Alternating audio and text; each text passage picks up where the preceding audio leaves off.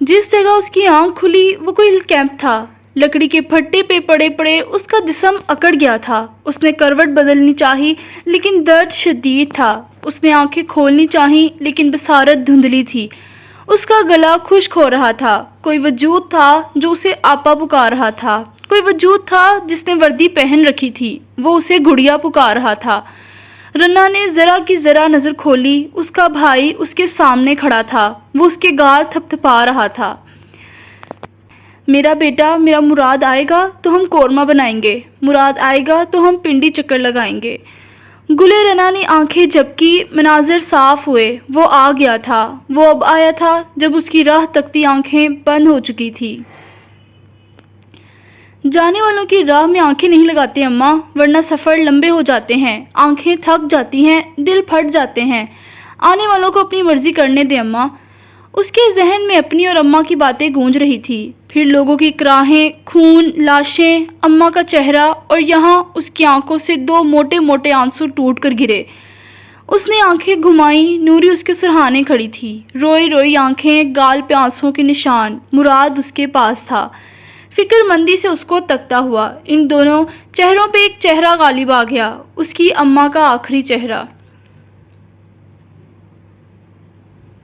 अल्लाह जाने कमबख्तों ने कब्र दी होगी कि शमशान घाट। दिल एक बार फिसलने लगा। आंसुओं में तेजी आने के बजाय ख़त्म हो गए। उसने आंखें मूंद ली। जहन पे बोझ पड़ने लगा और आंखें भारी पड़ी। कोई मंजर उसकी आंखों की ताब ना बुझा सकता था। वो एक बार फिर अनुदगी में चली गई। अगली बार जब उसकी आंख खुली तो जिस्म के नीचे से तख्ता गायब था। वो टाट के पैवन ज़दा चटाई पे पड़ी थी। खेमे से झुलसती हुई धूप सारे खेमे में गर्मी फैला रही थी। कई लम्हे वो यूं ही साकन पड़ी रही। गर्दन मोड़ कर देखा तो नूरी उसके दाएं तरफ लेटी थी, बगैर किसी तकिए, बगैर किसी चटाई के। मट्टी पे पड़ा उसका बदन पसीने से तर था। गुले रना के दिल को जैसे किसी ने बर्छी से चीर दिया हो। नकाहत इतनी थी कि वो उठ भी ना सकती थी। जरा सी जद्दोजहद के बाद वो उठ बैठी। पास ही गदले से जग में पानी पड़ा था। इसने जग मुंह से लगा लिया और घटाघट सारा पानी पी गई। उसके कपड़े मैले थे, बाल गोया चिपक गए हों, चेहरा यूं जैसे सदियों की कोई बीमार। दीवाना वार पानी पीते हुए उसकी गर्दन गीली हो गई। इसी लम्हे खेमे का पर्दा वाह हुआ और मुराद अंदर आता दिखाई दिया। गुलेराना को यूं बैठे देख वो दीवाना वार उसकी जानिब लपका था। तुम ठीक हो रना, तुम ठीक हो गुड़िया, मेरे अल्लाह का शुक्र है कि तुम ठीक हो। वो उसके गाल थपथपा रहा था। वो साकत बैठी रही, जिस्म में कोई जुनबिश भी ना हुई। उसने आंखें झपक कर खोली, चंद आंसू टूट कर गिरे। मैंने तुम्हारे ठीक होने का इंतज़ार किया है रना, खुदा का शुक्र है तुम ठीक हो। अम्मा मर गई मुराद, मैंने उसे अपनी आंखों के सामने मरते हुए देखा। तुमने अम्मा को देखा? उसकी आवाज़ हल्की थी, बेहद हल्की। मुराद ने लब भूंच लिए, गोया जब्त करना चाहता हो। आंखें सुर्ख पड़ने लगी। अम्मा मरी नहीं है रना, अम्मा शहीद हुई हैं। तू फिक्र ना कर, वो हमसे बेहतर जगह होंगी। अल्लाह ने उसे कुर्बानी के लिए चुन लिया था। मुझे अम्मा को देखना था मुराद। अम्मा मुझे छोड़कर कैसे जा सकती हैं? अम्मा को आना चाहिए ना।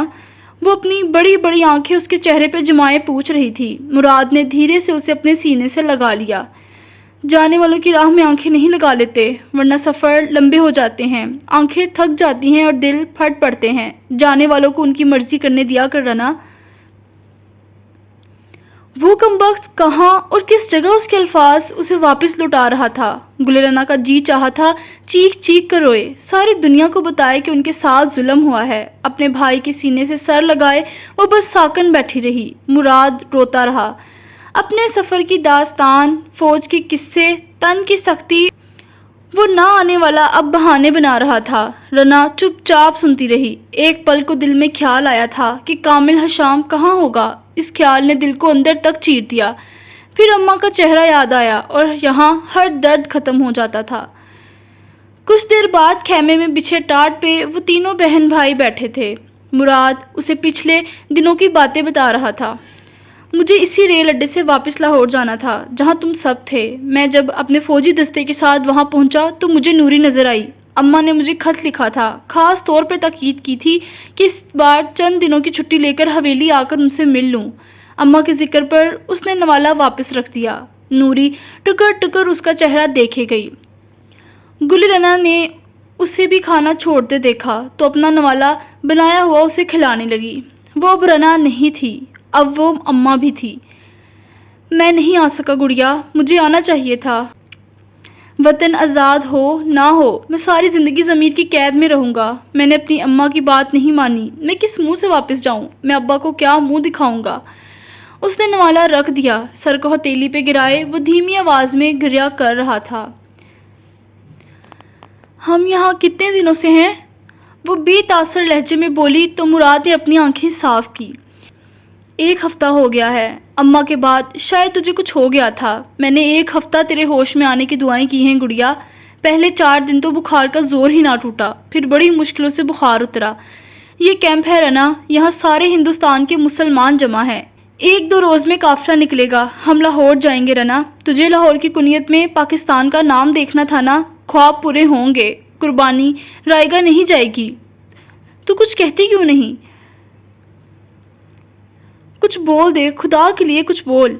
वो उसकी मुसलसल खामोशी से फट पड़ा।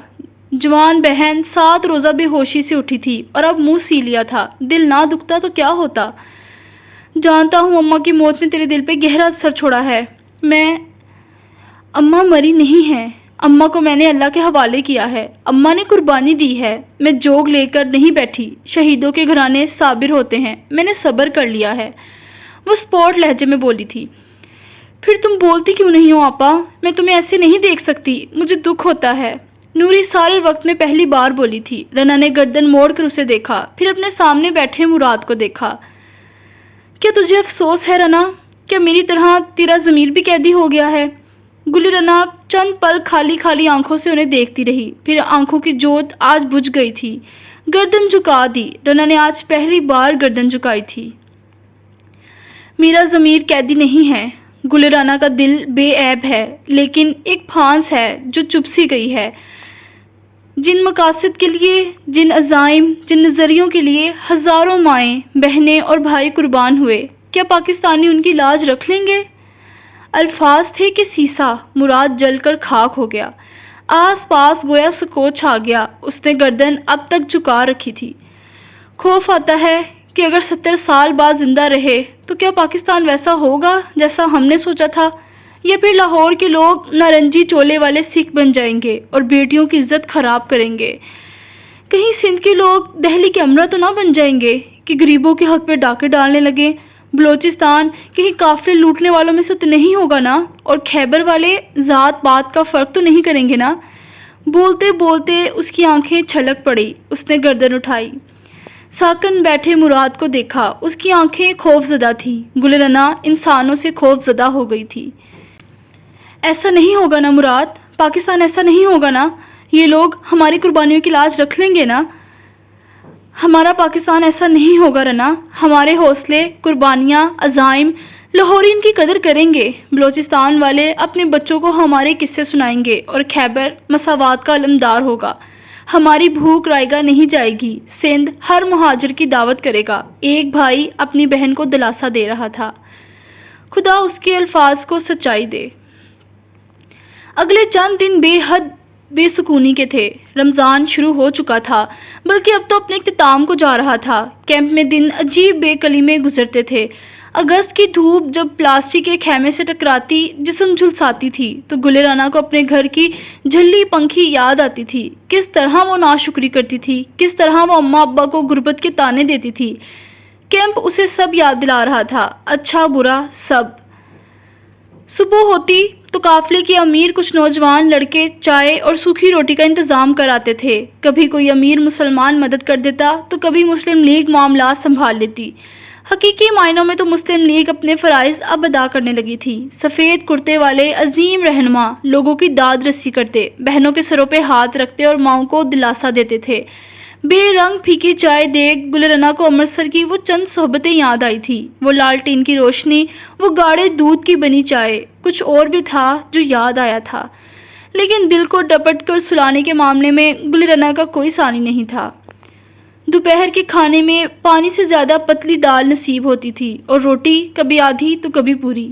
रना خیمے کے باہر کھڑی لوگوں کو روٹی کے ٹکڑوں پہ لڑتے ہوئے دیکھتی تھی۔ جنہیں مکمل روٹی مل جاتی ان کے چہرے خوش ہو جاتے اور کچھ آدھی ادھوری روٹی لاتے ہوئے مایوس رہتے تھے۔ ان دنوں وہ احسار کا جذبہ بھی دیکھتی تھی۔ عورتیں دوسری عورتوں کو اپنے خیمے آنے کا کہتی تھیں، بہن اپنے بچے کو میرے خیمے میں لوٹا دو، تمہارا تو اب تک جلس رہا ہے۔ قربانی تو ان لوگوں پہ ختم ہوتی تھی جب رنا کو کسی توانا مرد کو آدھی روٹی کھا کر آدھی دان کرتے ہوئے دیکھتی تھی۔ بھائی ہمارا پیٹ بھر چکا، یہ روٹی تم اپنے بچے کو کھلا دو، کب سے ننھی جان بلک رہا ہے۔ تشکر کے وہ آنسو، مصیبتوں سے نکلنے کی وہ امید رنا کے دل کو موم کر دیتی تھی۔ شام میں سارے مرد خیموں سے نکل کر ذرا آگے میدان میں جا بیٹھتے تھے جہاں وہ رات دیر تک رکھوالی کیا کرتے، ایک جاگتا تو ایک سوتا۔ مستقبل کے عزم بنائے جاتے تھے، ماضی کے قصے دہرائے جاتے، چائے کی پیالی نہ سہی پانی کے گلاس پہ بھی گھنٹے گزر جاتے تھے۔ عورتیں ایک جگہ ٹولی بنا کر بیٹھ جایا کرتی اور اپنے غم سناتی۔ کوئی جائیدادیں چھوڑ آئی تھی، کسی نے گھر والوں کی جان کھوئی تھی، کئیوں کی عصمت دری کی گئی تھی، لیکن بلا کے حوصلے تھے جو آج بھی نہ ٹوٹے تھے۔ ایسے قدم تھے جو اب بھی واپسی کے بجائے آگے بڑھنے کو تیار تھے۔ وہ جب کسی 16-17 برس کی لڑکی کے چہرے پہ اداسی دیکھتی تب اسے کامل یاد آتا تھا۔ دل سے خون رسنا کیا ہوتا ہے اسے معلوم ہو جایا کرتا تھا۔ مہاجر کیمپ میں دن تو گزر جاتے تھے، رات نہ کاٹے کرتی تھی۔ کیڑے مکوڑے فرش پر رینگتے ہوئے کبھی اس کے پیروں سے چمٹ جاتے، کبھی گردن سے۔ وہ آدھی رات کو اٹھ کر لالٹین کی روشنی میں آس پاس گہری نظر دراتی، کہیں نوری کو مچھر تو نہیں کاٹ رہے، کہیں کوئی بچھو تو نہیں آس پاس۔ راتیں لمبی تھی، شاید بس رنا کے لیے ہی لمبی تھی، ورنہ باقی لوگ تو سوئے پڑے رہتے تھے۔ بس وہی تھی جو آدھی رات کو جاگ جایا کرتی اور پھر خیمے سے باہر نکل کر لالٹین کی روشنی میں گھنٹوں بے مقصد بیٹھی رہتی۔ کبھی اسے کوئی کھانا کھایا مرد بھوک کے مارے ٹہلتا دکھتا، تو کبھی کوئی ماں اپنے دودھ کے لیے روتے بچے کو تھپک رہی ہوتی۔ کیمپ کے ہر چہرے پہ ہر دوسرے دن مختلف تاثر ہوتا۔ ایک دن کا بھوکا اگلے دن سیر ہوتا، چائے کے نشئی اگلے دن چمکتے چہرے لیے ہوئے چند تاثر تھے، چند جذبے تھے جو مشترکہ تھے۔ امید، اس خیمے سے نکل کر ایک چھت ملنے کی امید، ادھ بھوکے پیٹ کو کسی اچھے کھانے کی امید، تپتے جھلستے بدن کو اپنے وطن کی ہوا کی امید، یوں در بدری کے بعد ایک کچے مگر اپنے صحن کی امید، ایک لمبا عرصہ غلامی ظلم و بربریت میں گزار کر اپنے پاکستان جانے کی امید۔ اسی امید کو سینے میں دبائے آج ایک قافلہ لاہور کو روانہ ہوا تھا۔ کیمپ کے لوگوں کے چہرے خوشی سے دمک رہے تھے۔ جوان مرد بوڑھی ماؤں کو کندھے پہ اٹھائے ہوئے تھے، نوجوان لڑکوں نے چھوٹے بہن بھائیوں کے ہاتھ تھام رکھے تھے، باپ بیٹیوں کے شانہ بشانہ تھے اور بھائیوں نے چاروں اور سے قافلے کا محاصرہ کر رکھا تھا۔ ایک لمبا راستہ تھا جو طے کرنا تھا، لیکن مجال ہے کہ قدم تھکے ہوں، مجال ہے جو قافلے نے ذرا دیر کو سستانا چاہا ہو۔ گلے رنا اور اس کا کنبہ بھی اس قافلے کے ساتھ تھا۔ مراد نے نوری کو اپنی پشت پہ لاد رکھا تھا اور رنا کو اپنے ساتھ لیے چل رہا تھا۔ ذرا سی آہٹ پہ اس کا ہاتھ جیب میں رکھی چاقو تک چلا جاتا۔ وہ دو بہنوں کے ساتھ تھا، پتے چرچراتے تو اسے طوفان کا گھماں ہوتا۔ اسی لمحے مغربی اذان کی صدائیں بلند ہوئی۔ کئی روزہ دار اپنی مشک میں بھرے پانی سے گلا تر کرنے لگے تھے۔ راستے میں کئی جگہ پانی کے بڑے بڑے کین بھی نظر آئے تھے، کئی ٹھنڈے مٹکے۔ اسی پہر بھی پانی کے کئی ٹھنڈے مٹکے قافلے کے ساتھ تھے۔ روزہ دار اور بچے بوڑھے پانی دیکھ کر مچل اٹھے تھے، ہر ایک اپنی پیاس بجھانا چاہتا تھا، سو بھر بھر کر پانی پیا۔ سب سے پہلے مردوں اور بچوں کو پانی پینے دیا گیا۔ جو ہی مرد حضرات پانی پی کر پیچھے ہوئے، عورتیں آگے آنے لگی، لیکن پانی پینا شاید ان کا بخت نہیں تھا۔ مرد اور بچے خون تھوک رہے تھے۔ چند عورتیں اور لڑکیاں جنہوں نے پانی پی لیا تھا، ان کی آنکھیں ابلنے کو تھی، پانی میں زہر تھا، اور اب لوگوں کے چہرے سبز پڑ رہے تھے۔ تاریخ دان لکھیں گے کہ 1947 میں ظلم و بربریت کی داستانیں رقم کی گئی، فسادات ہوئے، قتل و غارت ہوئے، دنگے ہوئے، لیکن تاریخ دان اگر خون تھوکتے ان مسلمانوں کو دیکھ لیں، ان کی عصمت لٹا کر آئی بہنوں اور چاقو چھریوں سے زخمی بھائیوں کے بدن دیکھ لیں تو کچھ مختلف لکھیں گے۔ پھر تاریخ دان 1947 کو فسادات کا سال نہیں، نسل کشی کا سال لکھیں گے، فسادات کو ظلم لکھیں گے اور دنگوں کو بدماشی لکھیں گے۔ مراد اس تپتی زمین پہ گرا تڑپ رہا تھا۔ رنا دھیرے سے اس کے قریب بیٹھ گئی۔ باقی عورتیں چینخ رہی تھی، نوحہ کر رہی تھی، اپنے سامنے اپنے مردوں، بچوں، رشتہ داروں کو مرتے دیکھ کر گریہ زاری کر رہی تھی، لیکن رنا پہ کمال کے حوصلے اترے تھے۔ وہ بے آواز آنسو بہا رہی تھی، دل پہ جیسے گھونسے پڑ رہے تھے، لیکن وہ چپ چاپ بس مراد کو سر کو اپنی گود میں رکھے آنسو بہا رہی تھی۔ اس کے بھائی کو سانس لینے میں دقت ہو رہی تھی، اس کی ناک، اس کے منہ سے خون نکل رہا تھا۔ وہ کچھ کہنا چاہتا تھا، اپنی بہن کو حوصلہ دینا چاہتا تھا، شاید خود کو بچا لینے کی تدبیریں بتا لینا چاہتا تھا۔ رنا نے اپنا سر نفی میں ہلایا، جیسے اسے کچھ کہنے سے روکا ہو۔ پڑھو، لا الہ الا اللہ محمد رسول اللہ۔ وہ روتے ہوئے، آنسو بہاتے ہوئے دہرا رہی تھی، پڑھو مراد، پڑھو، لا الہ الا اللہ محمد رسول اللہ۔ خون تھوکتی زبان، قبض ہوتی سانس اور پرواز ہوتی روح کے درمیان ایک روزہ دار نے کلمہ مکمل کر لیا تھا، اور پھر اس کی آنکھیں کھلی رہ گئی، بدن ڈھیلا پڑ گیا، ساری تکلیف ختم ہو گئی، سارے درد دور جا سوئے۔ امیدوں سے بھری آنکھیں نا امید نیند سو گئی۔ یہ جانے والے کمبخت چلے جاتے ہیں، ہر درد سے آزاد، ہر تکلیف سے نبض آزما اور ہر خلل سے مطمئن۔ جانے والے اپنے پیچھے سب چھوڑ جاتے ہیں، دکھ، تکلیف، رنجش اور نا امیدی۔ گل رنا نے پاکستان کو اپنا بھائی بھی دے دیا، اب بس پاکستان اس کی امید رکھ لے، خدا کرے۔ آس پاس عورتیں رو رہی تھیں، مردوں کے حوصلے ٹوٹ رہے تھے اور بچے خوف زدہ تھے۔ ملک یوں ہی نہیں بن جایا کرتے۔ 2 دن گزر چکے تھے۔ پچھلے دنوں والے زہر کے واقعے کے بعد ایک مرتبہ پھر فساد برپا ہوا۔ سکھ واہے گرو دا خالصہ واہے گرو دی فتح چلاتے ہوئے آئے، کھنجر چلائے، تلواروں سے سر دھر کاٹے، زندہ جسموں کو آگ سے جلایا۔ ہندوؤں نے لٹ چکے قافلے ایک بار پھر لوٹے، مال، جان، عورتیں، کمبخت کچھ بھی پیچھے نہ چھوڑا۔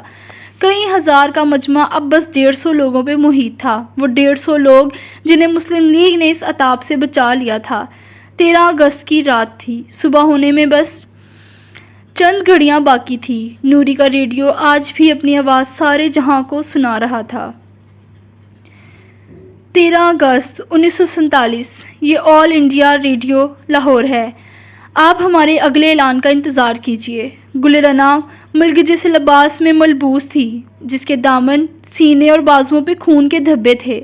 اصل رنگ تو جانے کہاں کھو چکا تھا، اور چہرہ دھوئے کئی دن بیت چکے تھے۔ مسلم لیگ کے رضاکاران جماعت روز آتی، کھانا لاتی، کپڑے دیتی، امید دیتی کہ بس آج ایک نیا قافلہ پاکستان کی اور نکلے گا۔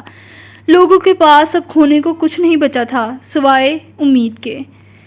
چند پل یوں ہی پڑے رہنے کے بعد وہ نوری کو بازو سے نیچے اتار چٹائی پہ لٹاتی باہر نکل آئی۔ صبح کا ملگجا اندھیرا، آتی صبح اور چھٹتے اندھیرے میں اس نے ایک منظر دیکھا، ایک ایسا منظر جو اس کی آنکھوں کو پتھرا گیا۔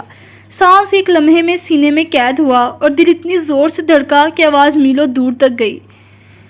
کامل حشام رضاکاروں کی جماعت کو ہدایت دے رہا تھا۔ وہ اسے دیکھے گئی، پلک جھپکے، سانس لیے بغیر، ایک انجانے سے خیال کے تحت کامل نے نظر موڑ کر دیکھا، اور کئی لمحات کے لیے وہ بھی ساکت ہو گیا۔ آس پاس کی ساری آوازیں بند ہو گئیں، سارے مناظر دھندلے پڑ گئے، اندھیرا چھٹ گیا، اور گل رنا اسے اتنی روشنی نظر آئی کہ اس کی آنکھیں چبھنے لگیں۔ کئی لمحے وہ دونوں اپنی اپنی جگہ کھڑے ایک دوسرے کو دیکھتے رہے۔ گل رنا اس منظر کو کئی بار دیکھ چکی تھی اپنے خیالات میں۔ ہر بار جب وہ اس کی جانب قدم بڑھاتی، وہ ایک برم کی مانند غائب ہو جاتا۔ آج وہ اس کی طرف قدم بڑھا رہا تھا، اور گل رنا کہیں دور، بہت دور غائب ہو جانا چاہتی تھی، لیکن نہیں ہو سکی۔ کچھ انسانوں کے معاملے میں بہت بے بس ہوا کرتے ہیں۔ تم واپس کیوں نہیں گئی رنا؟ کئی لمحے بعد وہ کیمپ سے ذرا فاصلے پہ تھا۔ 2 بڑے بڑے پتھروں پہ ایک دوسروں کے آمنے سامنے بیٹھے، لالٹین کی زرد روشنی آج بھی ان کی ساتھی تھی۔ چائے کے بھاپ اڑاتے کپ آج بھی ان کے ہاتھوں میں تھے۔ واپسی کا سفر طویل ہو گیا، ورنہ میں نے تو آپ کی بات مان لی تھی، لیکن میں نے تو سنا تھا گل رنا وقت کے آمرین کی بھی نہیں سنتی۔ مردوں کو سنی سنائی پہ یقین نہیں کرنا چاہیے کامل، زندگی مشکل ہو جاتی ہے۔ کامل نے چائے کا کپ ہونٹوں سے لگا لیا، گرم گرم مایا حلق کو جلا گیا۔ اور بتاؤ، کیا تم نے عظیم ہونے کے اصل معنی جان لیے؟ گل رنا بیگم نے پھر کتنے لوگوں کی مساحی کی؟ گل کو نہ جانے کیوں اس کے لہجے میں حد تک سے محسوس ہوئی۔ میں نے جو کچھ بھی کیا اللہ کے لیے کیا، نیکی کا بار بار ذکر کر کے اسے 2 کوڑی کا کر دیتا ہے۔ البتہ اگر آپ چاہتے ہیں میں بدلے میں آپ کی عظمت کے قصے سنوں تو پھر بتاؤ کامل حشام، کتنے عظیم ہو تم۔ وہ مسکرایا، کم بخت نے شرم بیچ کر کھائی تھی۔ میں نے دہلی کے فساد میں 5000 مسلمانوں کو بحفاظت ٹرین تک پہنچایا، 2100 مسلمانوں کو 3 روز میں اپنے جیب خرچ سے کھلایا، اپنے حویلی کوڑیوں کے دام بیچ کر ساری رقم آج کے قافلے کے لیے ریل گاڑی کی ٹکٹ، کھانے پینے کا انتظام اور لاہور میں چند روز کی رہائش سب میرے ذمہ ہیں۔ اخباروں میں میرا نام ہے گل، ریڈیو پہ میرے حق میں آوازیں بلند ہوتی ہیں، لوگ مجھے عقیدت سے دیکھتے ہیں، لوگ میرے ہاتھ چومتے ہیں۔ میں عظیم ہوں رنا، پنڈتوں کے محلے میں پیدا ہونے والا کامل حشام لاکھوں مسلمانوں کا لیڈر ہے۔ گل رنا چند پل اسے دیکھتی رہی، پھر نہ جانے کس خیال کے تحت پوچھ بیٹھی، آپ خوش ہیں؟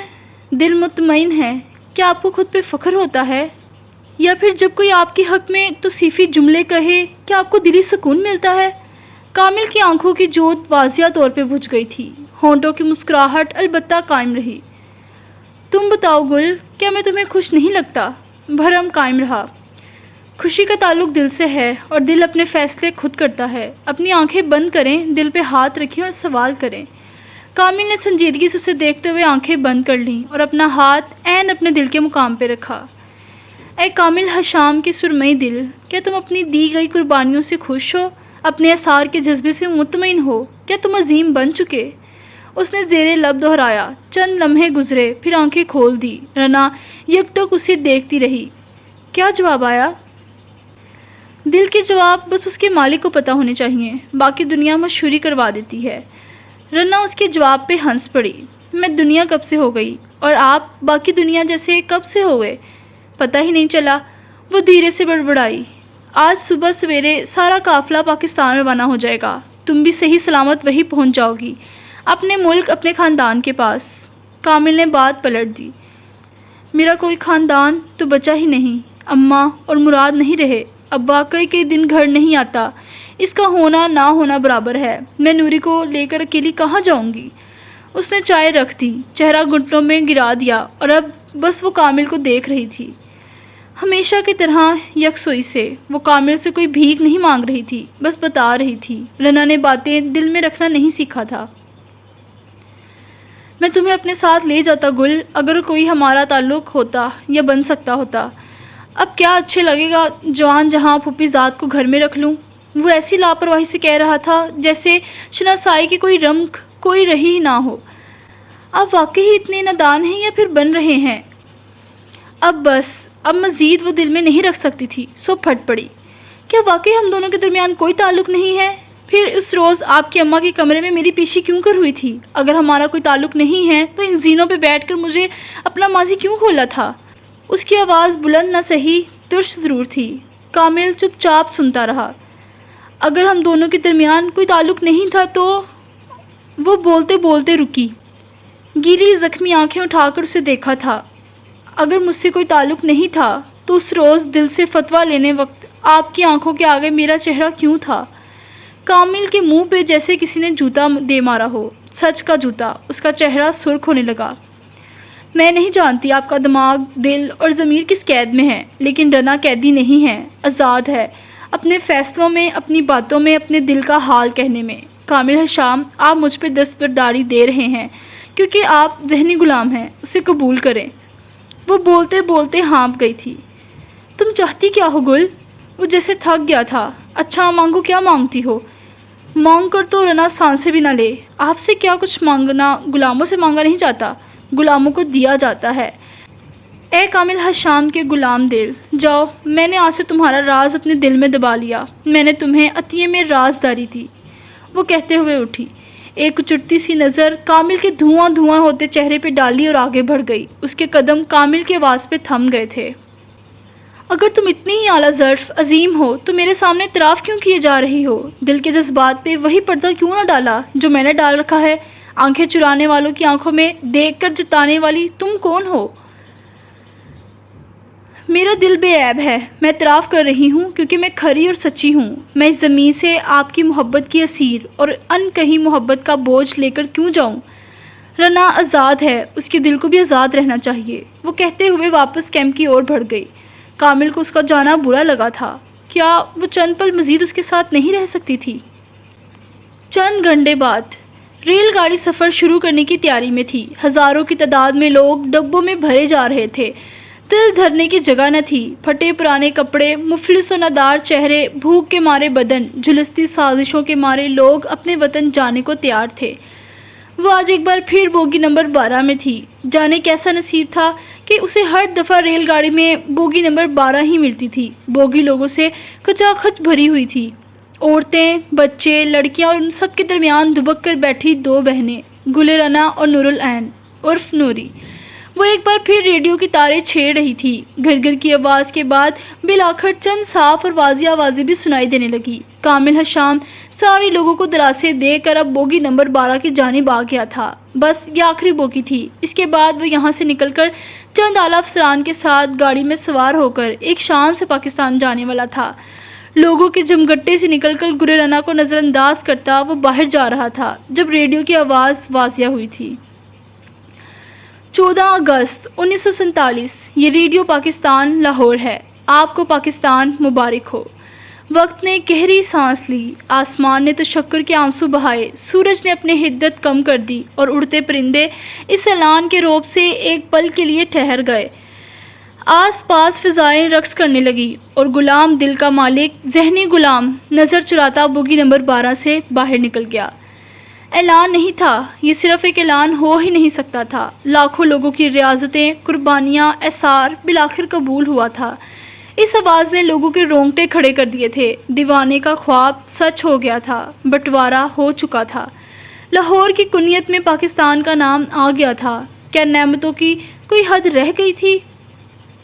پیغام بار بار دہرایا جا رہا تھا۔ مرد سجدے میں گر پڑے، عورتیں آوازوں کے ساتھ رونے لگی، نوعمر لڑکے لڑکیاں جوش سے نعرے لگانے لگے تھے، بڑے بوڑھوں نے دعا کے لیے ہاتھ اٹھا لیے۔ گل رنا کی آنکھوں سے آنسو بہہ رہے تھے۔ بالآخر اسے وہ خواب پورا ہوتا نظر آیا تھا جس کے لیے وہ اپنا آدھا خاندان گنوا چکی تھی۔ لیکن کچھ خواب شاید پورے ہو کر بھی ادھورے رہ جاتے ہیں۔ پاکستان کی حدود کے باہر ریل گاڑی میں چند لوگ سوار ہوئے، ماتھے پہ سرخ پٹیاں باندھے لوگ ہاتھوں میں ہتھیار لیے اندر داخل ہوئے۔ بھڑکتے کرتوں والے مرد لوگوں کے جسم کاٹنے لگے۔ ایک ایک بوگی میں آگ لگائی جانے لگی۔ خون کا ایک سیلاب تھا جو بہہ رہا تھا، آہیں عرش تک جاتی تھی۔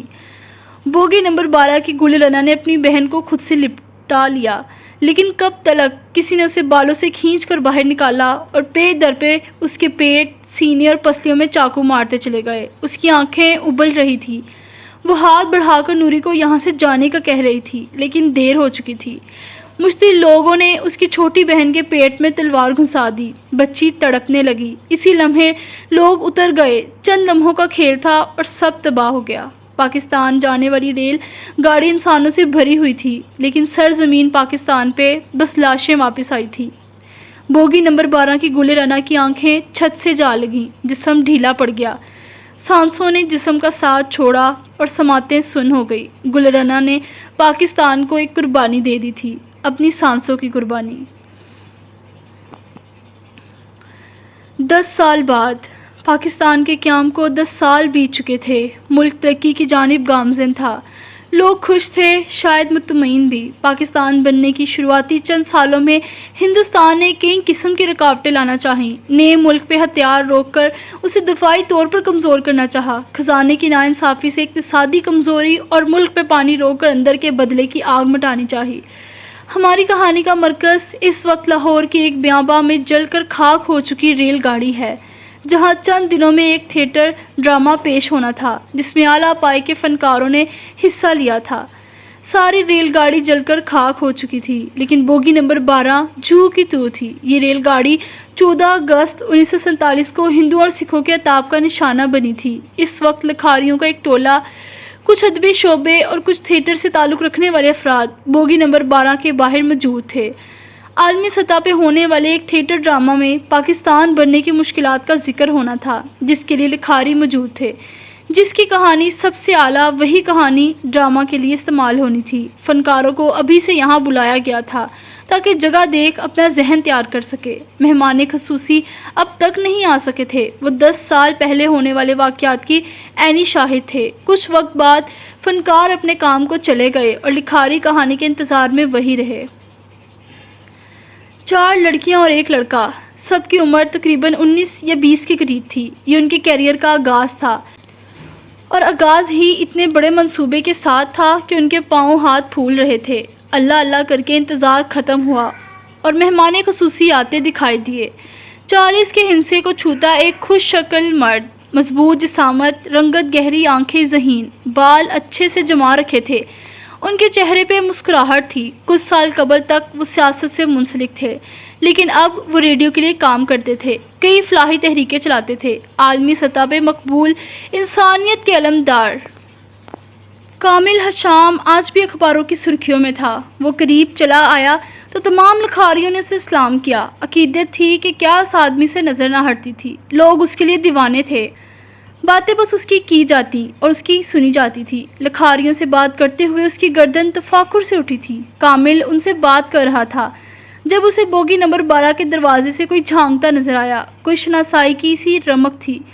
اس نے مڑ کر دیکھا، لیکن سوائے ایک پلو کے اسے کچھ اور نظر نہ آیا۔ اس نے حیرت سے گردن واپس موڑ لی، یوں ہی شاید کوئی خیال ہو۔ وہ ایک بار پھر اپنی مخصوص مسکراہٹ کے ساتھ لوگوں سے بات کرنے لگا۔ تھوڑی دیر بعد وہ 5 لکھاری اور کامل حشام ایک ٹینٹ کے نیچے بیٹھے تھے۔ کامل حشام اتنا جاذب نظر، نرم اور پرخلوص تھا کہ اس سے رعب سا محسوس ہوتا تھا۔ سر، کیا آپ نے ان تمام لوگوں کی مدد کی تھی جس نے آپ سے مدد مانگی، یا پھر کوئی ایسا تھا جس کی آپ چاہ کر بھی مدد نہ کر پائے؟ انم کی بات پہ ایک لمحے کو کامل تھم گیا۔ اسے آج بھی وہ آنکھیں یاد تھیں، ان کی التجا یاد تھی۔ وقت پر لگا کر اڑا تھا، لیکن کامل حشام آج بھی بوگی نمبر 12 میں قید تھا۔ کئی لمحے وہ جواب نہ دے سکا تو انم نے گلا کھنکار کر اسے متوجہ کیا۔ اصل میں اس لیے پوچھ رہی ہوں تاکہ اس وقت کی بے بسی بھی لکھ سکوں۔ کچھ لوگ ایسے تھے نا جو چاہ کر بھی مدد نہ کر پائے۔ ایسا کوئی انسان، کوئی حالات نہیں ہوتے جب آپ کسی کی مدد کرنا چاہیں اور نہ کر سکیں۔ کئی بار آپ خود غرض ہو جاتے ہیں اور بس۔ اس نے پچھلی بات کا جواب نہیں دیا، لیکن جس بات نے اس کے دل اور دماغ کو ہلا دیا تھا اس کا جواب ضرور دیا۔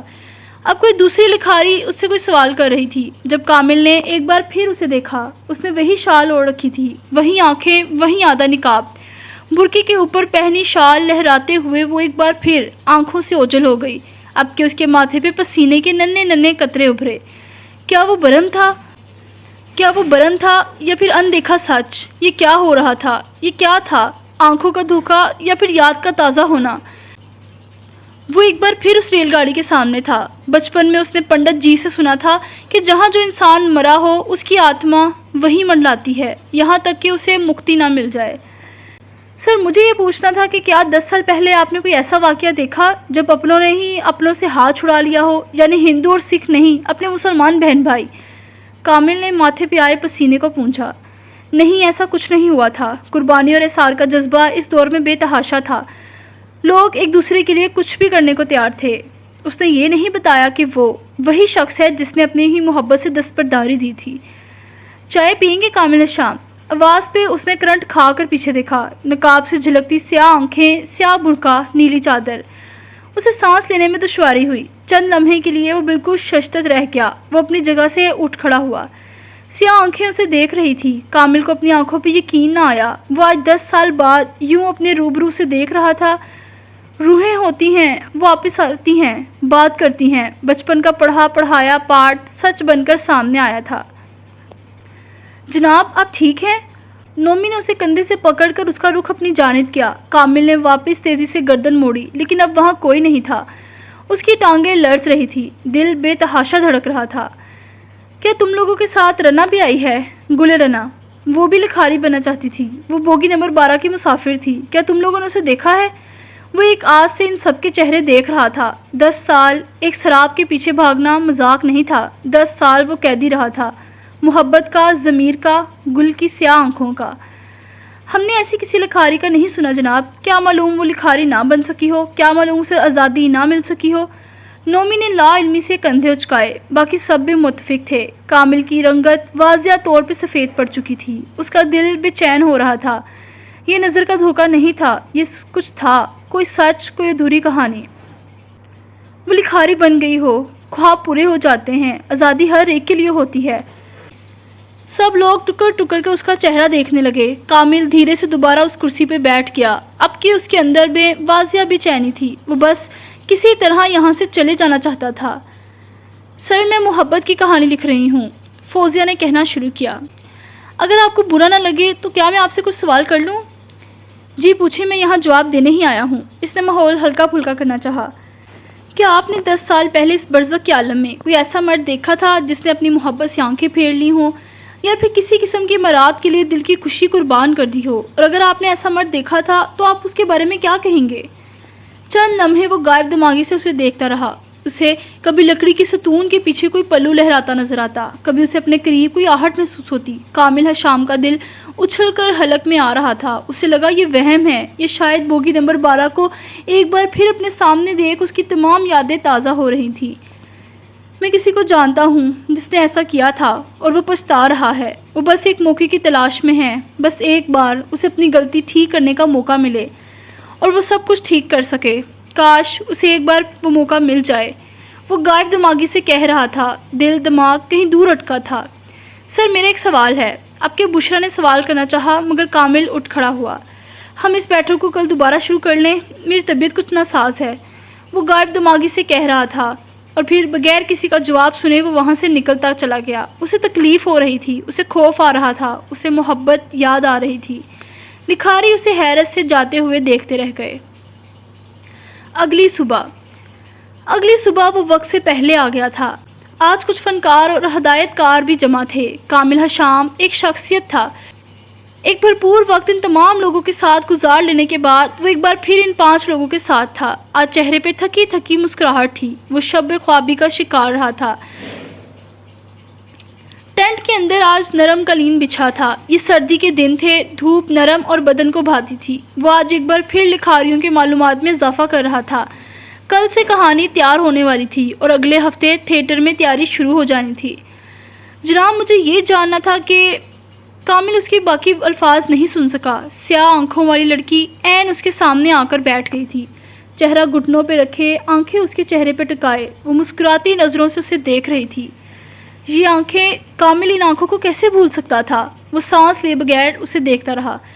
10 سال اس نے ان آنکھوں کو اپنے خوابوں میں دیکھا تھا، یہ آنکھیں اس کے دل پہ نقش ہو گئی تھی۔ وہ ان آنکھوں کو کیسے بھول سکتا تھا؟ کل تک یہ سب اسے ایک وہم لگا، لیکن آج وہ حقیقت بن کر سامنے بیٹھی تھی۔ وہ دھیرے سے اپنی کرسی سے اٹھ کر نیچے آ بیٹھا۔ لوگ اسے دیکھ رہے تھے، اسے کوئی پرواہ نہیں تھی۔ رنا اس کے سامنے تھی، اسے باقی ساری دنیا جھوٹ لگی۔ وہ عین رنا کے سامنے بیٹھ گیا، اس کی آنکھیں دیوانہ وار ان سیاہ آنکھوں کو دیکھ رہی تھی۔ کامل کو اندازہ نہیں ہو سکا مگر اس کا چہرہ گیلا ہو رہا تھا۔ اس نے ہاتھ بڑھا کر اپنے سامنے بیٹھی لڑکی کو چھو کر دیکھنا چاہا، اس کا ہاتھ ہوا میں معلق رہ گیا۔ لڑکی نے گردن ایک جانب ڈھلکا دی، یوں جیسے اسے ستا رہی ہو۔ میں نے کئی سال تمہارا انتظار کیا ہے رنا۔ اس کے لبوں سے دھیرے سے چند الفاظ نکلے۔ آس پاس بیٹھے لڑکھاریوں کی حیرت کی انتہا نہ رہی۔ کامل اب تک کسی طلسمی لمحے کے زیر اثر اسے تکتا رہا۔ اسی پل وہ اٹھ کھڑی ہوئی۔ کامل بے حد یقینی سے اس کے ساتھ اٹھ کھڑا تھا۔ رنا، میری بات سنو، خدا کے لیے مت جاؤ۔ جناب، آپ ٹھیک ہیں؟ آپ کی طبیعت ٹھیک ہے؟ فکر مند سا نومی فوراً اس کے قریب چلا آیا۔ نقاب والی لڑکی اسے دور جا رہی تھی، کامل اس کے پیچھے جا رہا تھا۔ جب نومی نے اسے کندھوں سے تھام کر روکا، انم پانی لیے کھڑی تھی اور فوزیہ بے تحاشا حیرت سے اسے دیکھ رہی تھی۔ جناب، آپ کی طبیعت خراب لگ رہی ہے، آپ کو گھر جانا چاہیے۔ مجھے جانے دو، مجھے رنا کے پاس جانے دو، وہ اس طرف گئی ہے، مجھے وہاں جانا ہے۔ اس نے کہا تھا وہ بوگی نمبر 12 کا سفر میرے ساتھ کرنا چاہتی تھی، مجھے اس کے ساتھ جانے دو۔ وہ خود کو چھڑواتا ہوا بھاگ رہا تھا۔ نومی نے اسے روکنا چاہا لیکن روک نہ سکا، وہ کسی جادوئی لمحے کے زیر اثر تھا۔ 10 سال وہ اسے اپنے وہم میں دیکھتا رہا تھا، آج 10 سال بعد وہ حقیقت تھی، اور اگر حقیقت نہ تھی تو اسے گلرانا کا سراب ہی کافی تھا۔ جلی ہوئی تباہ شدہ ریل گاڑی آج بھی اس بیاباں میں کھڑی تھی جہاں نیا ریل بند تیار ہو رہا تھا۔ مزدور اپنے کام میں لگے تھے۔ کچھ مزدور اسی ریل گاڑی کی بوگیوں کے ٹکڑے کر رہے تھے تاکہ ان کو یہاں سے لے جانے میں آسانی ہو۔ کامل نے اسے بوگی نمبر 12 میں جاتے دیکھا، سو اسی طرف دیوانہ وار لپکا۔ وہ اندر آیا تو خون اور ہڈیوں کی بدبو آج بھی ویسی تھی۔ وہ کھڑکی کی طرف چہرہ کیے بیٹھی تھی۔ کامل نے اپنی رگوں میں سکون اترتا محسوس کیا۔ وہ دھیرے دھیرے چلتا ہوا آیا اور اس کے سامنے آ کر بیٹھا۔ نقاب سے جھلکتی سیاہ آنکھیں وقت کی گردشوں کے بعد بھی اپنا سحر نہ کھو سکی تھی۔ یہ تم ہو نا گلرنا؟ میں جانتا ہوں یہ تم ہو۔ جانتی ہو میں نے تمہارا کتنا انتظار کیا ہے؟ وہ کسی بے سکونی، کس بے تابی سے پوچھ رہا تھا۔ یہ لمحہ، یہ وصل اسے خواب لگا، زندگی اسے جنت لگی۔ 10 سال پہلے کامل حشام نے تم سے آنکھیں چرا کر غلطی کی تھی رنا۔ آج 10 سال بعد میں یہاں تمہارا مجرم بن کر موجود ہوں۔ تم میری آزادی تھی رنا، تمہارے بعد میں غلام ہو گیا ہوں۔ مجھے اس غلامی سے نکالو خدا کے لیے۔ وہ اس کے سامنے ہاتھ باندھے ہوئے تھا۔ رنا یک تک اسے دیکھ رہی تھی۔ کامل شرمندہ تھا، بے چین بھی۔ 10 سال قبل امرتسر کے اس باغ میں نے تم سے جھوٹ کہا تھا۔ میری آنکھوں نے اس روز تمہارا چہرہ دیکھا تھا، دل نے تمہارے حق میں فتویٰ دیا تھا۔ میرے ساتھ چلو رنا، مجھے آزادی دلواؤ۔ اس نے آگے بڑھ کر ایک بار پھر اسے چھونا چاہا، مگر وہ بدک کر دور ہٹی۔ کامل کے دل کو دھکا سا لگا۔ گل رنا نے کبھی اس کی پیش قدمی نہیں ٹھکرائی تھی۔ رنا میں کبھی بھی عظیم نہیں بن سکا، میرا دل کبھی بھی مطمئن نہیں ہو سکا، میرے لیے آزادی رہی ہی نہیں، خدا کے لیے مجھے اس غلامی سے نکالو۔ وہ اس کی ملتجی نظروں کو نظر انداز کرتے ہوئے اپنی جگہ سے اٹھ کھڑی ہوئی۔ کامل ایک بار پھر اس کے ساتھ اٹھ کھڑا ہوا۔ وہ آگے بڑھ رہی تھی، کامل اس کے پیچھے جا رہا تھا۔ وہ یوں بغیر کچھ کہے جا نہیں سکتی تھی۔ رنا، مجھے ایک موقع دو، ایک بار میری بات سن لو۔ میں مجبور تھا گل، میرے اپنے مسائل تھے۔ تم ضد چھوڑ دیتی تو یہ 10 سال ہمارے درمیان نہ آتے۔ وہ بوگی نمبر 12 سے باہر آ گئی اور اب ریل کی نئی بننے والی پٹری پہ چل رہی تھی۔ کامل اب بھی اس کے پیچھے تھا۔ میں نے ان 10 سالوں میں تمہاری جگہ کسی کو نہیں دی۔ میں مجبور تھا رنا، اور تم ضدی۔ ایک بار میری بات سن لو، خدا کے لیے تم 10 سال پہلے والی کامل حشام مت بنو۔ گل، اس کے الفاظ ابھی ادا ہی نہ ہو سکے۔ ریل کی پٹری میں اس کا پیر الجھا اور وہ رپٹ کر نیچے گر گیا۔ سخت لوہا سر پہ لگا اور چند لمحوں میں اس کا ذہن تاریکی میں ڈوب گیا۔ اندھیرا، گھپ اندھیرا۔ عالم بیداری ہر ایک کے لیے نعمت نہیں ہوتی۔ اس نے آنکھیں کھول لی تو چند لمحے اسے اپنا سر پھٹتا ہوا محسوس ہوا۔ وہ اپنے گھر میں تھا، اتنا اندازہ تو اسے ہو گیا تھا۔ سر میں درد کی ٹیسیں اٹھ رہی تھی، حلق سوکھ رہا تھا۔ چند لمحے یوں ہی پڑے رہنے کے بعد وہ اٹھ بیٹھا، سر کو ہاتھوں میں گرا دیا، اور کچھ دیر قبل ہونے والا واقعہ ایک جھماکے سے اس کے ذہن میں آیا۔ اس نے تیزی سے بستر سے پیر نیچے اتارے۔ اس کے پیروں میں چپل نہیں تھی، لیکن وہ گھر میں دیوانہ وار بھاگتا ہوا نیچے جا رہا تھا۔ پھٹتا ہوا سر، خشک ہوتا ہوا حلق، اسے کسی چیز کی پرواہ نہیں تھی۔ اپنی گاڑی میں بیٹھتے ہوئے اس نے چابی لگائی۔ ملازم اس کے آگے پیچھے تھے، وہ اسے روک رہے تھے، لیکن وہ نہیں سن رہا تھا۔ لاہور کی سڑکوں پہ اس کی گاڑی اپنی پوری رفتار سے بھاگ رہی تھی۔ بالآخر وہ دوبارہ اس بیاباں میں آ گیا جہاں وہ جلی ریل گاڑی تھی، لیکن اب وہاں وہ جلی ریل گاڑی نہیں تھی۔ کامل کو اپنا دل رکتا ہوا محسوس ہوا۔ مزدور اب اپنا سامان باندھے گھر جانے کی تیاری کر رہے تھے۔ کامل پھٹی پھٹی نگاہوں سے اس خالی جگہ کو دیکھ رہا تھا۔ اسے اب بھی یقین نہیں آ رہا تھا جب ایک ادھیڑ عمر مزدور کی نظر اس پہ پڑی۔ وہ مخلص سے فکر مندی سے آگے بڑھ آیا۔ کامل بابو، آپ ٹھیک تو ہیں نا؟ صبح آپ کی طبیعت بہت خراب ہو گئی تھی، اب کیسے ہیں؟ یہاں سے ریل گاڑی کہاں گئی؟ بوگی نمبر 12 کہاں ہے؟ وہاں گل تھی، میری گل۔ بوگی نمبر 12 کہاں ہے؟ اس کا چہرہ گیلا تھا، حلق دکھ دے رہا تھا۔ بوڑھے مزدور نے تعصب سے سر ہلایا۔ 1.5 سال سے یہاں کام کر رہا ہوں بابو، وہ نیلی چادر والی لڑکی نہیں، آتما ہے۔ کامل حشام جہاں تھا وہی تھم گیا۔ اسے دنیا اپنی سر پہ گھومتی محسوس ہوئی۔ کئی بار ہمیں بھی نظر آئی ہے، بھولے بھٹکوں کو راستہ دکھاتی ہے اور راتوں میں لالٹین لے کر گھومتی ہے۔ میرے ساتھ جو مزدور کام کرتا ہے اس نے بتایا تھا کہ 10 سال پہلے کسی حادثے میں اس کی موت ہو گئی، تب سے بیچاری کی آتما یہاں سے وہاں بھٹک رہی ہے۔ بھگوان اس کی آتما کو شانتی دے۔ وہ ہندو مزدور دعائیا لہجے میں کہتا کامل کا کندھا تھپکتا آگے بڑھ گیا۔ کامل اب تک سن تھا، ساکت، شل۔ پھر دھیرے دھیرے وہ اس پتھریلی زمین پہ بیٹھ گیا۔ اس کی آنکھیں نیم مردہ ہو گئی، گردن میں پھندا تنگ ہونے لگا۔ وہ جس آزادی کی امید پہ یہاں آیا تھا وہ اب نہیں رہی تھی۔ کامل حشام ایک بار پھر غلام بن گیا۔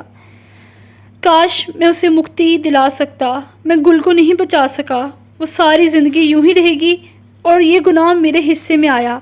وہ زمین پہ بیٹھا بڑبڑا رہا تھا، ٹینٹ کی اور اس کی پشت تھی۔ پنڈتوں کے محلے سے آیا شخص روحوں کے بھٹکنے پہ ایمان لا چکا تھا اور اب ساری عمر کی قید اس کا وقت تھی۔ اس نے آدھی زندگی مسلمانوں کے ساتھ گزار دی، لیکن جس کے دل میں کھوٹ ہو وہ کبھی دین دنیا کا نہیں ہو سکتا۔ کامل حشام کا اصل وہی پنڈتوں کا محلہ، اور وہ آج بھی وہی تھا، دل سے بھی دماغ سے بھی۔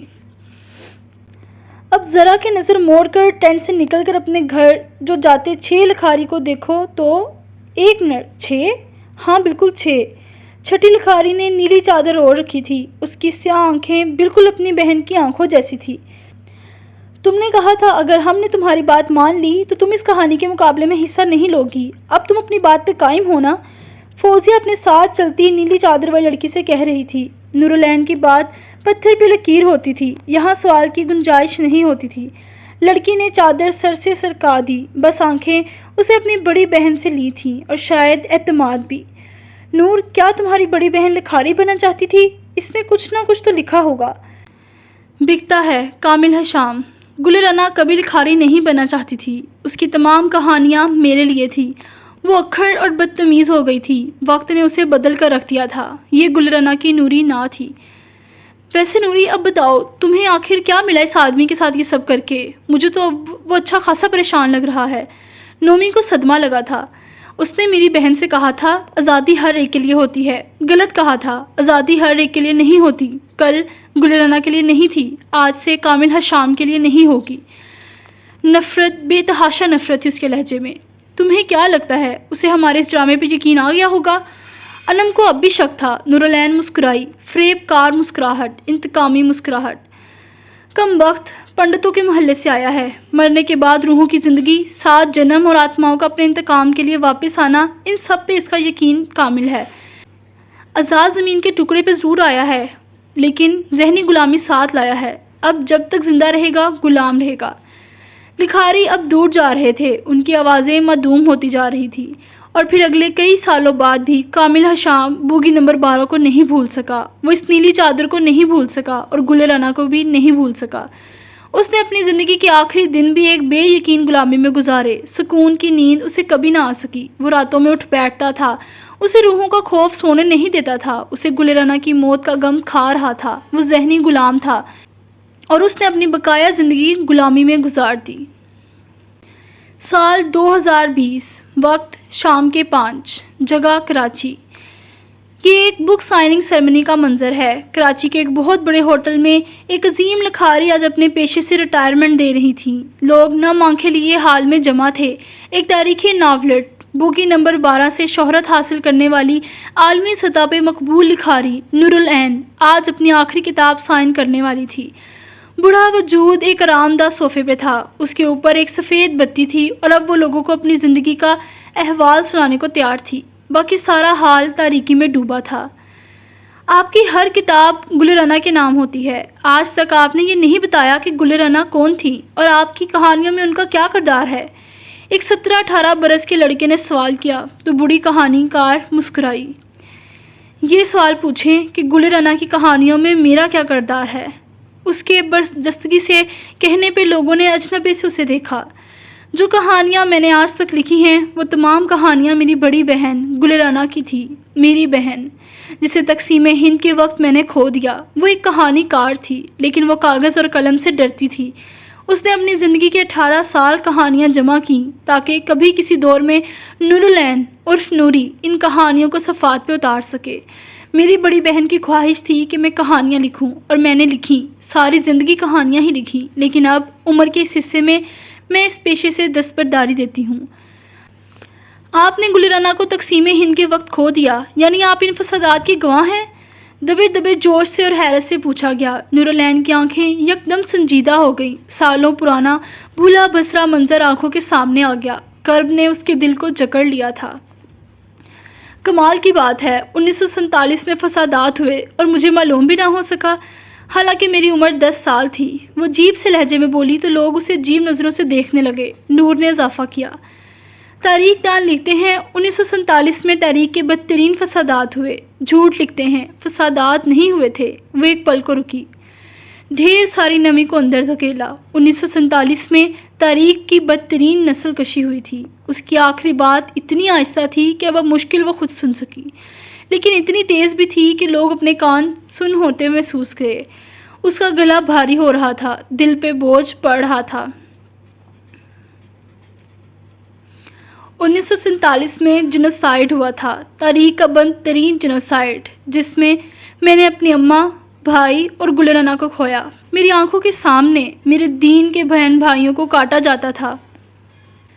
میری آنکھوں کے سامنے میرے دین کے بہن بھائیوں کو کاٹا جاتا تھا، ان کے جسموں کو آگ لگائی جاتی تھی۔ جب میں اپنے خاندان کے ساتھ ہندوستان سے پاکستان سفر کر رہی تھی، تب مجھے ندی نالوں میں پانی نہیں، خون نظر آتا تھا۔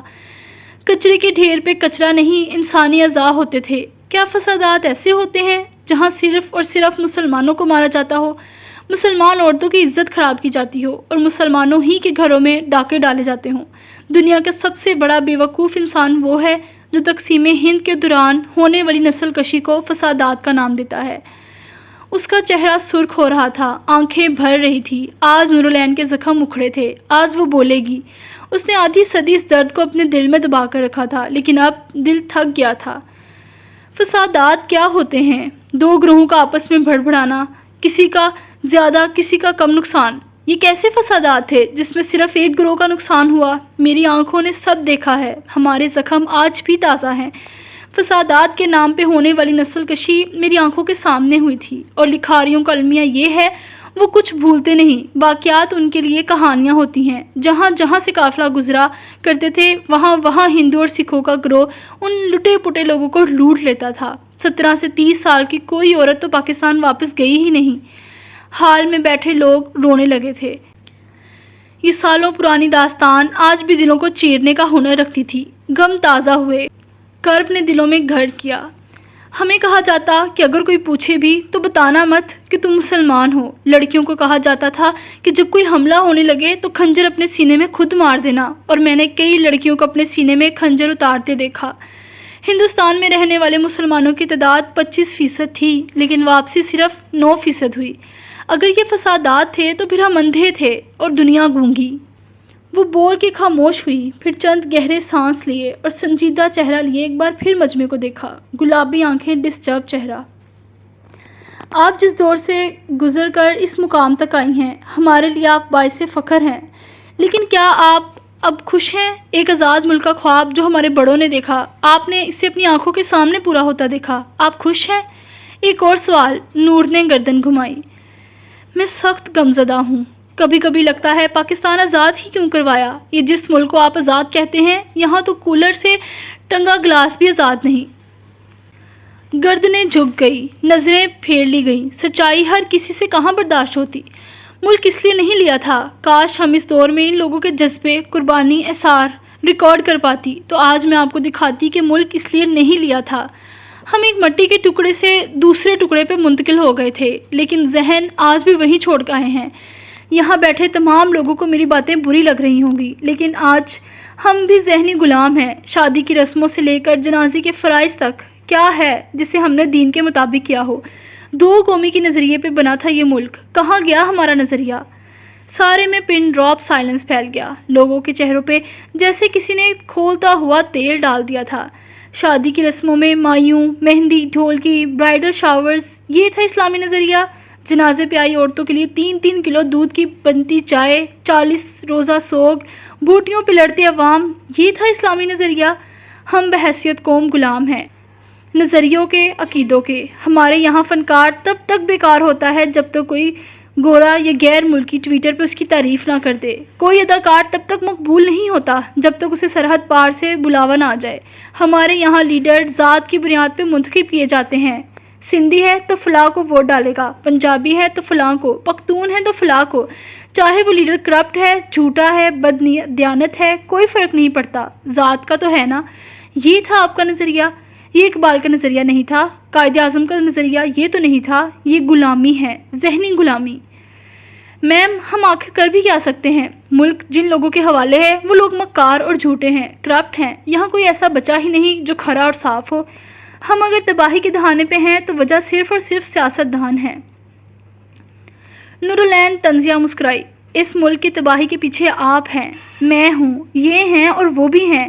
وہ ہاتھ اٹھا اٹھا کر لوگوں کی نشاندہی کر رہی تھی۔ وہ دوسرا وقت تھا جب ایک مچھلی سارا تالاب گندا کرتی تھی۔ یہاں اگر ملک کی جڑیں کھوکھلی ہو رہی ہیں تو ذمہ دار ہم سب ہیں۔ ملک کیسے چلتا ہے، کیسے امیر ہوتا ہے، قرضہ کیسے اترنا ہے، اس نے رخ کے اطراف میں نظر درائی۔ ہر کوئی دم سادے ہوئے تھا۔ ملک خزانے سے امیر ہوتا ہے اور خزانہ ٹیکس سے بھرتا ہے۔ آپ لوگوں میں صرف ایک اٹھ کر کہہ دے کہ میں ملکی ٹیکسز میں کسی قسم کی کوتاہی نہیں کرتا۔ اے سی، فریج، مختلف مشینری استعمال کرنے کے بعد بھی پورا بل دیتا ہے۔ جب بجلی کنڈا لگا کر چوری کی جائے تو چور بس سیاست دان کو نہ کہا جائے۔ جب موبائل، گاڑیاں، اسمگل شدہ اشیاء بغیر ٹیکس سے خریدی جائیں تو بددیانت سیاست دان کو نہ کہیں۔ ہم سب ایک جتنے شامل ہیں اس ملک کی بربادی میں۔ اگر آپ کو لگتا ہے فلاں لیڈر اقتدار میں آتے ہی سب ٹھیک کر دے گا تو آپ غلط ہیں۔ بدلاؤ کی شروعات آپ سے ہوتی ہے۔ بتاؤں کیسے؟ وہ خاموش ہوئی تو لوگوں کو اس کے کہنے کی بے چینی ہونے لگی۔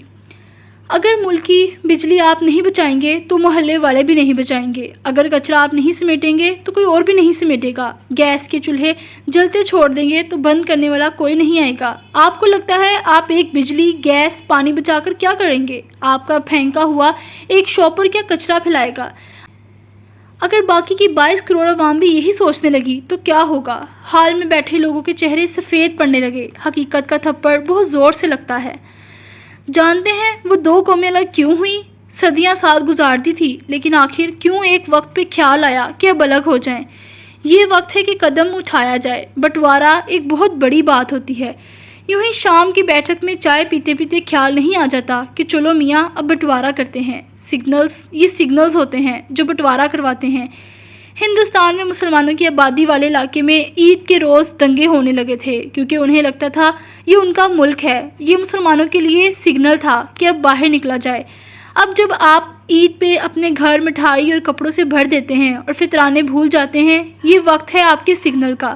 اس نے ہمیشہ بس لکھا تھا، آج وہ بول رہی تھی، لوگوں پہ لازم تھا کہ اسے سنا جائے۔ مسلمانوں کے بچوں کو مندر میں تعلیم دی جانے لگی تھی۔ کنویں سے پانی نکالنے کے لیے ہمیں گھر سے برتن لانے پڑتے تھے۔ یہ تھے اس دور کے مسلمانوں کے سگنلز۔ اب جب بڑی عید پہ جب قربانی کے جانور سیدھے کاٹ کر گوشت فریج میں رکھ دیے جاتے ہیں، یہ سگنل ہے بدلاؤ کا۔ یہ دور بھی قربانی اور اثار کا ہے۔ یہ دور بھی جنگ کا ہے، خود سے جنگ، کیونکہ جب تک آپ نہیں بدلیں گے ملک نہیں بدلے گا۔ وہ چند پل بالکل خاموش ہو گئی۔ لوگ شرمندہ تھے، ان کو ہونا بھی چاہیے تھا۔ میری بہن گل رنا نے اس ملک کے لیے کئی خواب دیکھے تھے، لیکن پھر ایک روز بوگی نمبر 12 میں نے اسے کھو دیا۔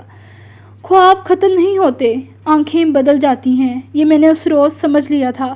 میں اس بوگی کی واحد سروائیور تھی، لیکن میرا سفر اب ختم ہو رہا ہے۔ میں نے قربانیاں دی ہیں، اب آپ کی باری۔ آپ ہیں بوگی نمبر 12 کے نئے مسافر۔ بوڑھی کہانی کار اپنی کہانی ختم کر چکی، اب وہ اسٹیج سے پلٹ رہی تھی۔ کوئی اس کی ویل چیئر گھسیٹ رہا تھا۔ بوگی نمبر 12 کی واحد سروائیور اپنا فرض پورا کر چکی تھی، اب کس کی باری تھی؟ ریل گاڑی کے سفر میں ایک دھرتی سے دوسری دھرتی، کچھ خواب آنکھوں کے، کچھ خیال نئے خطے کے، ان سب کے درمیان کئی لوگ چلے۔ وہ لوگ جنہوں نے جانیں لٹائیں، وہ کہ جنہوں نے عصمتیں برباد کروائیں۔ ان کی آنکھیں الوہی خواب بنتی تھی، ان کے ارادے کئی عزم بنائے تھے۔ وہ لوگ اب نہیں، وہ خواب برباد ہوئے، وہ قربانیاں رائگاں گئیں۔ کیا خواب، عزم، حوصلے، ہمتیں، جدوجہد، قربانیاں، کیا یہ سب یوں ہی غائب ہو جاتا ہے؟ خواب ختم نہیں ہوتے، آنکھیں بدل جاتی ہیں، عزم سے دستبرداری نہیں دیتے، انہیں کسی اور کو سونپ دیتے ہیں۔ حوصلے ٹوٹتے نہیں، کسی اور کے کندھے پہ رکھے جاتے ہیں۔ مجھ سے سوال کرتے ہو وہ آنکھ کون سی ہے، وہ کندھے کس کے ہیں، وہ حوصلے کون جٹائے گا؟